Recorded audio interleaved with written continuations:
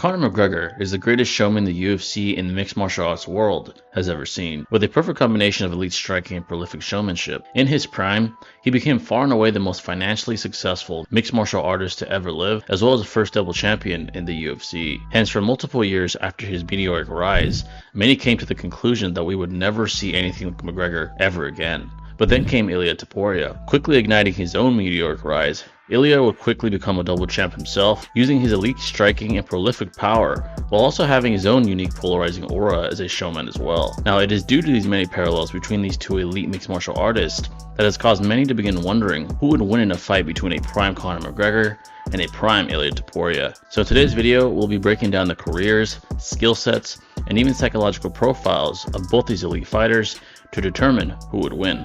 So starting off with the notorious one himself, Conor McGregor, McGregor would begin making a name for himself in Ireland, racking up an impressive 12-2 record, with most of his victories coming by way of knockout. He would then make his UFC debut against Marcus Brimage, which resulted in an impressive first-round knockout. From this point on in his career, he would go on to have perhaps the most meteoric rise the sport of MMA has ever seen, with this rise reaching its peak when McGregor in just 13 seconds would go on to knock out one of the greatest champions the sport has ever seen in Jose Aldo, and then have one of the most beautiful striking performances the sport has ever seen, defeating Eddie Alvarez, becoming the first double champion in the process. However, it is after this point where McGregor's legacy as a fighter would reach its peak, as after this, he would be stripped of his titles due to inactivity.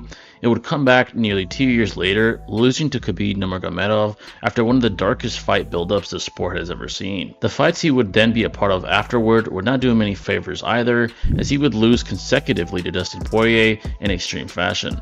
To now get into his skill set as a fighter, McGregor in his prime was certainly a prolific striker, having 19 wins by knockout, as well as having an impressive 50% striking accuracy for his career. Being a southpaw, he would tend to have a wide and bladed karate-like stance, being more of a precision puncher as opposed to a high volume puncher. Additionally, he was also very effective defensively, typically utilizing well-placed counter-strikes, as evident by his career 54% significant strike defense. However, his weakness throughout his career was certainly his endurance and grappling, as evident by 4 out of his 6 losses coming by way of submission. In his most flawed moments, particularly in his more so grueling matchups where high amounts of energy are expended, he begins to wither physically, with it being quite obvious that his opponents have taken advantage and exploited this weakness throughout his career. Now, to cap it off, before analyzing and dissecting McGregor's counterpart in this video, we certainly must discuss prime McGregor's psychological profile, as pre-fight mental warfare and fighter morale is certainly significant leading up to a fight and in the actual fight itself. What made Conor so prolific was not only his elite combat abilities, but his impressive ability to stir up and at times demoralize his opponent before ever even stepping foot into the actual octagon on fight night, with the best example of this certainly being the Jose Aldo fight. Jose Aldo at the time was arguably one of the greatest to grace the octagon, but in the build-up to his bout with McGregor, McGregor would relentlessly and effectively belittle and challenge Aldo with several antics and verbal assaults, some of which I'm sure you have seen in countless viral clips over the years. This resulted in Aldo being uncharacteristically emotional, which led to him rushing McGregor only seconds into their bout, leading to the prolific 13-second knockout we have all witnessed. As for his own psyche and mentality at his peak, McGregor certainly had an indomitable will, being the epitome of the fighter mindset, which is a huge factor in his success aside from his physical gifts. Now jumping to El Matador, Ilia Topuria, he would begin his career making a name for himself, mostly in his home country of Spain, accumulating an impressive 8-0 record before making his UFC debut. He would then begin his own meteoric rise, racking up 6 consecutive wins,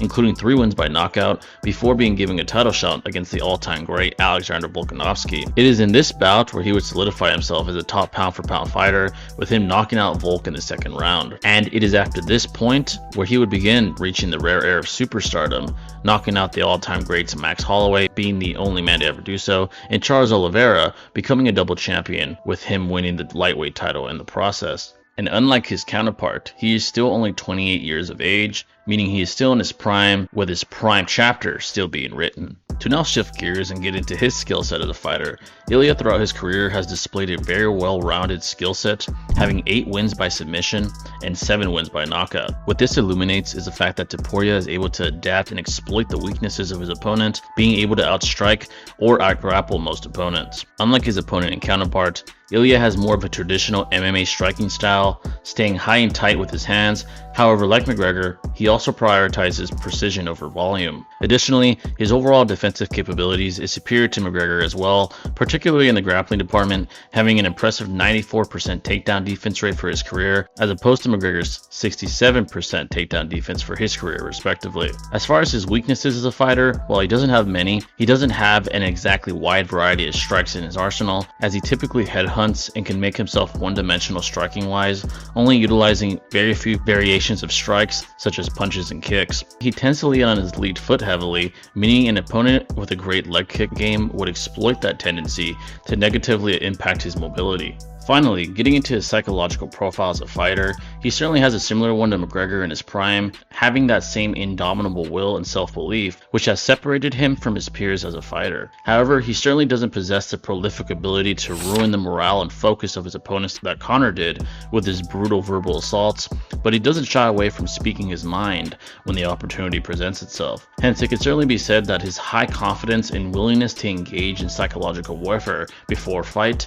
certainly makes his opponents uneasy before ever even stepping foot into the octagon. So with all that being said, who would win? Well, we would certainly have quite the spectacle before either even steps foot into the octagon, as McGregor would certainly attempt to get into Topuria's head with his violent verbal assaults, but truth be told, it wouldn't be very effective, as Ilia simply possesses an insanely high level of confidence in his own abilities. I honestly see Topuria reacting similarly to how Khabib did, as he himself was an undefeated phenom who had no doubt in his abilities either. Topuria would probably certainly make an enemy of McGregor, but like Khabib, he would simply channel that animosity to rise to the occasion. Now, getting to the fight itself, we would certainly be witnessing a striking chess match at the highest possible level. However, Topuria, being a superior grappler, would certainly eventually bring Conor down, as long as neither knocks the other out prior. If Topuria successfully takes down Conor, particularly late in the bout, he would more than likely submit him, being very crafty with his high black belt level of jiu-jitsu. Although if Conor manages to ward off Topuria's takedown attempts,